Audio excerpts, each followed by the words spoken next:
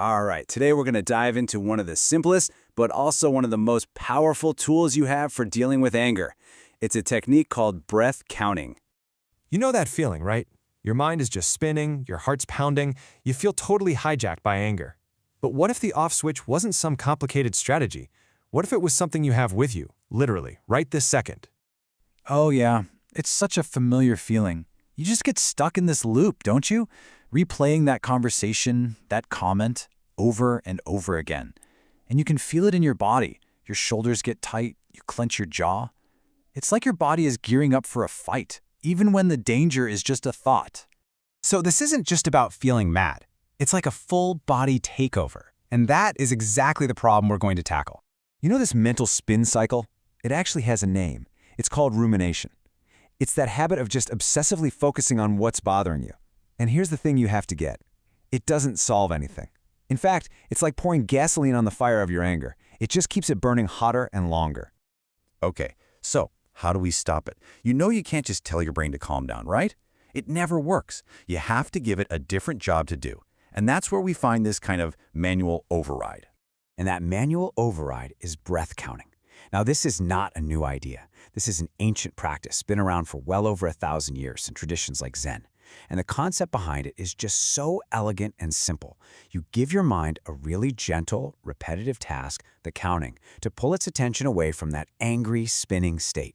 And I love this little piece of history. This technique was actually developed for people whose minds felt, well, too restless for just sitting in silence. They called it the monkey mind, that feeling of jumping from one thought to the next. So if you've ever felt like that, like your mind just won't sit still, this was made for you. This is exactly why we call it a manual override. Think about it. Your breathing is pretty much the only thing in your autonomic nervous system, the system that runs your heart rate, digestion, all that automatic stuff, that you can also control consciously. That's not just a nice idea, it's physiology. Your breath is a direct lever you can pull to change how you feel. All right, so we get the what and the why. Let's get to the how, and you'll see it is so simple, and that's the beauty of it. Okay, here's the basic version. First, just get comfortable. You don't have to change your breath, just let it be natural. Then, on your next inhale silently to yourself, just say 1. And on the exhale, 1. Then inhale 2, exhale 2. You just do that all the way up to 10. And once you hit 10, you start right back over at 1. That's it. Now listen, this is the most important part. You are going to lose count, 100% guaranteed. Your mind will wander. And that is not a failure. That's part of the process. The real practice is that moment you notice, that aha moment of, oh wait, I'm thinking about work again. And then you just gently, without any judgment, bring your focus back to the count. That little return, that's the magic. That's the mental push-up. And look, you can play with this. If counting both the in-breath and the out-breath is too much, no problem. Just count the exhales, maybe from 1 to 5. Or if you're out for a walk, you could try counting one number for every couple of steps. The whole point is to find a version that feels easy and accessible for you. Okay, so this sounds nice and all, but what's actually happening in your brain and your body when you do this? Let's geek out on the science for a minute. Think of your nervous system as having 2 modes. You've got the fight or flight system, that's the gas pedal. When you're angry, that thing is floored. But you also have the rest and digest system. That's your brake.